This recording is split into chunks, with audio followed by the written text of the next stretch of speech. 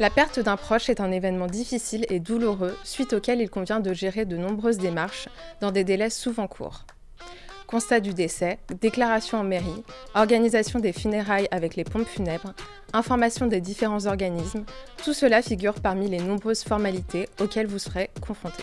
Pour vous aider dans toutes ces démarches, le guide des éditions du particulier Faire face au décès d'un proche sera un allié précieux pour vous aider à ne rien oublier dans ce moment de vulnérabilité. Voici quelques-unes des questions les plus courantes auxquelles ce livre répond.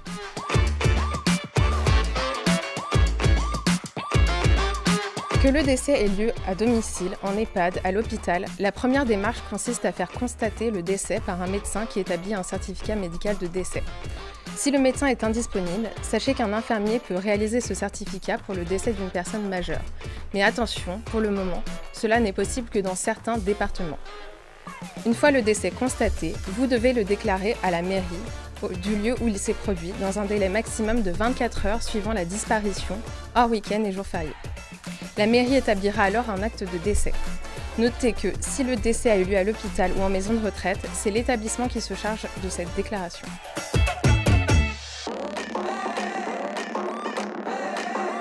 Oui, le délai entre le décès et les obsèques est de 24 heures au moins et de 6 jours au plus.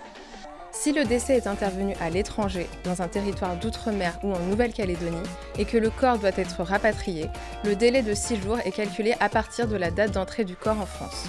Les dimanches et jours fériés ne sont pas pris en compte dans ce calcul.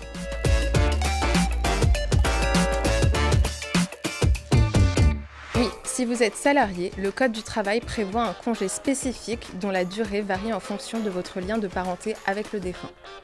Ainsi, le décès de votre conjoint, partenaire de Pacs, concubin, de vos parents ou beaux-parents, de vos frères et sœurs autorise 3 jours de congé.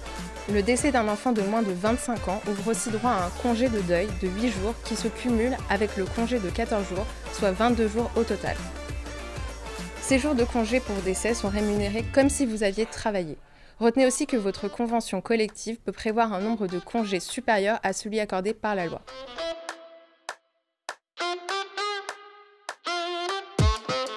Selon différentes études, les Français déboursent aujourd'hui de 3 000 à 5 000 € en moyenne pour organiser les funérailles d'un proche.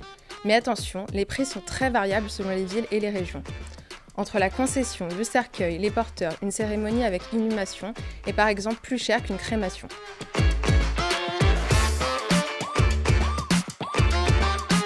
Non, il est interdit de garder les cendres du défunt chez soi. Si le défunt n'a pas indiqué sa volonté sur le devenir des cendres, vous pouvez choisir de conserver l'urne funéraire dans un caveau familial, dans une cavurne, c'est-à-dire un caveau de petite dimension, un columbarium ou de sceller l'urne sur un monument funéraire. Vous pouvez également décider de disperser les cendres dans un cimetière qui dispose d'un jardin du souvenir ou d'un site cinéraire.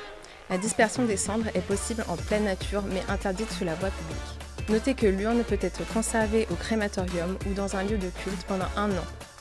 Ce délai peut vous permettre de vous ménager un temps de réflexion sur le devenir des cendres du défunt. Notre guide Faire face au décès d'un proche répondra de façon claire et précise à toutes vos questions.